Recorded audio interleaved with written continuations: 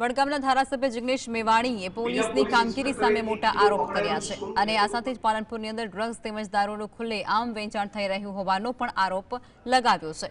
તેઓએ પીઆઈ અને ડીવાયએસપીની ભૂમિકા સામે પણ સવાલ કર્યા છે તેમજ સમગ્ર મામલે તટસ્થ તપાસ થાય તેવી માંગ પણ કરી છે અને તેઓએ બનાસકાંઠાના કલેક્ટર અને પોલીસ કમિશનરને પોતાના ઘરેથી ઓફિસ આવવાના રૂટ ઉપરના તમામ દારૂના અડ્ડાઓ બંધ કરાવે તેવી પણ માંગ કરી છે।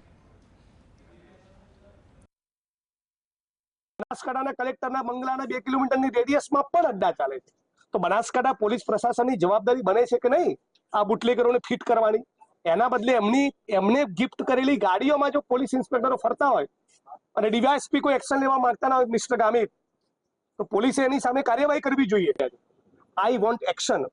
હું ઈચ્છું છું કે બનાસકાંઠાના કલેક્ટરશ્રી અને બનાસકાંઠાના જિલ્લા પોલીસ વડા પોતાના બંગલેથી પોતાની કચેરી આવે એ દરમિયાન રસ્તામાં ચાલતા અડ્ડાઓ પહેલા બંધ કરીને બતાવે।